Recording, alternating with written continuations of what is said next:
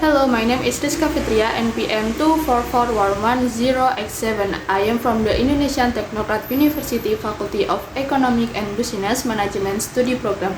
And so here I will explain about the 10 principles of economic by N. Gregory Mankiw.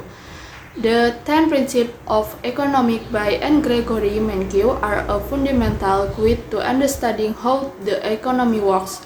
These principles are divided into three main categories. Number 1, how individuals make decisions. Number 2, how people interact. And 3, how the economy as a whole functions. Here is an explanation of each principle and how individuals make decisions. Number 1, people face trade-off. To get something, we must give up something else. For example, spending more time studying means reducing time for socializing. And number 2, the cost of something is what you give up to get it. While making decisions, we must consider opportunity costs, which are what we give up for that cause.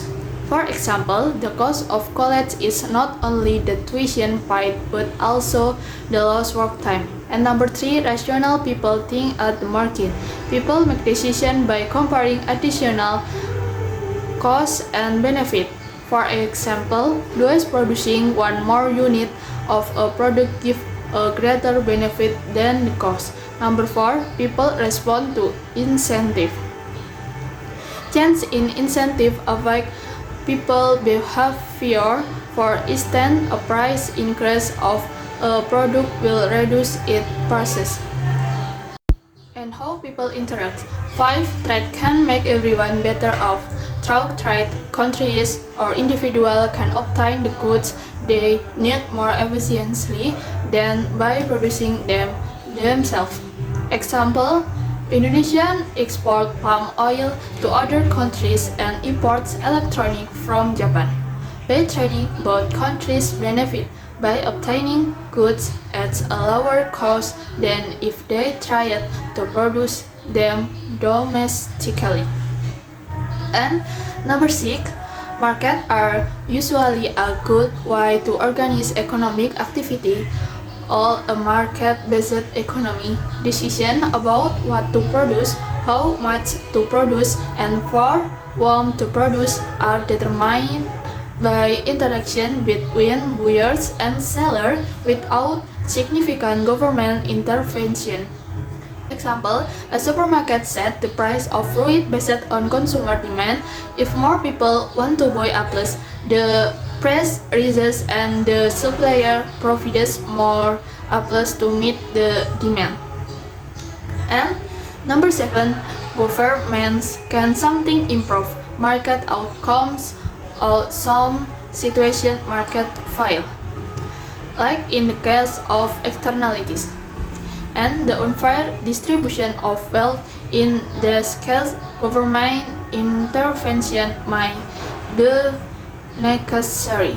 Example, when air pollution becomes severe due to industrial factors, the government can impose environmental regulation like emission caps to reduce these negative externalities.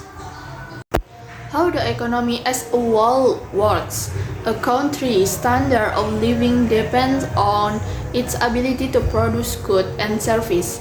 Productivity, or the ability to produce goods and service, is the main factor that determines a country's standard of living. The more productive a country is, the higher its standard of living.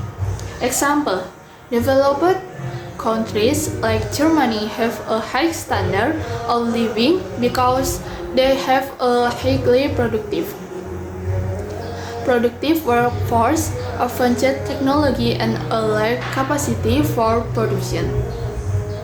And prices rise when the government prints too much money.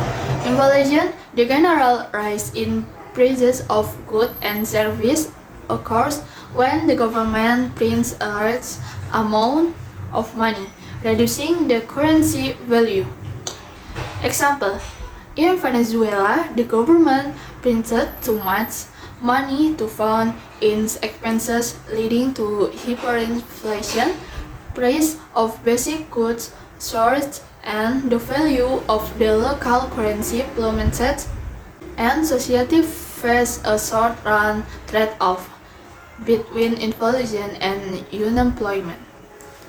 In the short run, reducing inflation can lead to higher unemployment, and conversely, reducing unemployment can increase inflation.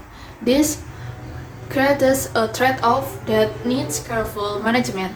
These principles help us understand the economic choice made by individual business and government and how their interactions shape the overall economy. An example, during an economic recession, the government might lower interest rates and increase public spending to stimulate economic growth and reduce unemployment. However, in the short run, these measures might lead to higher inflation due to increased demand for goods and services.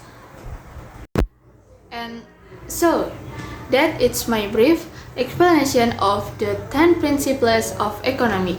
If there are any mistakes, please feel free to correct me as we are all learning together. Thank you and see you in the next discussion. Bye!